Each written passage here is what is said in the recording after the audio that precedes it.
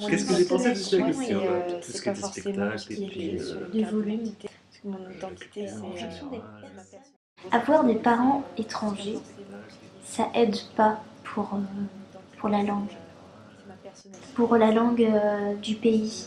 Quand j'étais petite, j'avais du mal parce qu'à la maison, on parlait que langue et à l'école, je devais parler que français. Du coup, j'avais beaucoup de mal à lire.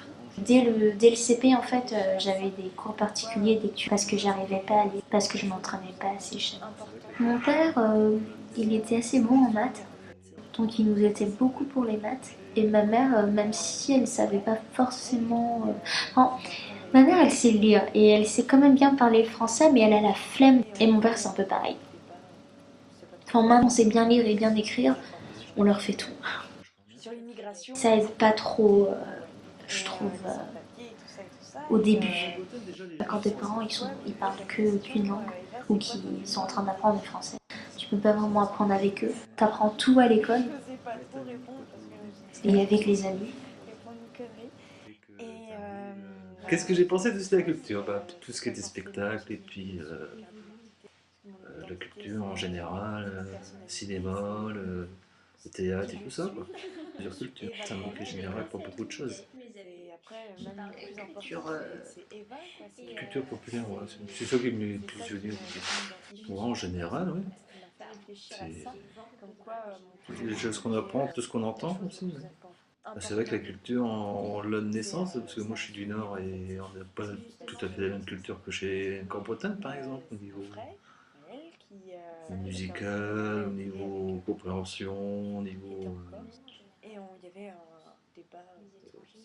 culturel. Si c'était une région de pêche, dans le Nord il y a beaucoup moins de pêche quand même, par exemple. Au niveau de la culture, ça joue beaucoup.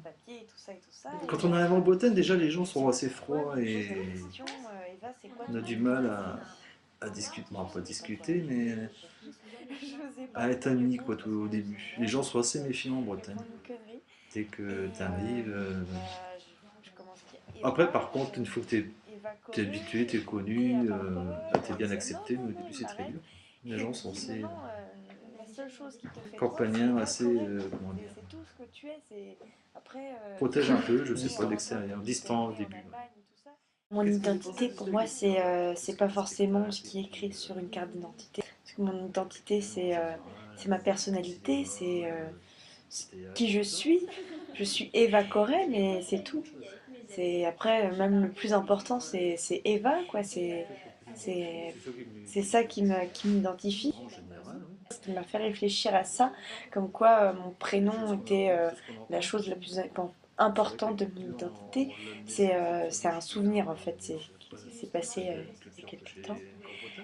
C'est mon frère, Maël, qui était en train de regarder la télé avec mon père.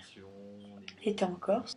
Et il y avait un débat, je sais pas trop quoi, sur la télé, les informations sur l'immigration, etc. Donc ouais. Et les sans-papiers et tout ça et tout ça. Et je sais plus pourquoi, mais il me pose la question, Eva, c'est quoi ton identité? Je savais pas quoi répondre. Je n'osais pas trop répondre parce que je me suis dit merde, je vais peut-être répondre une connerie. Et je commence à dire Eva Corée, née à Paimpol. en primaire, on appelait Ils Caroline. ont, je sais pas à quelle époque, Ah, l'espagnol c'est peut-être à l'origine. Ça vient pas forcément de moi, hein, j'ai déjà Tout entendu peut ça. revenir. Mais,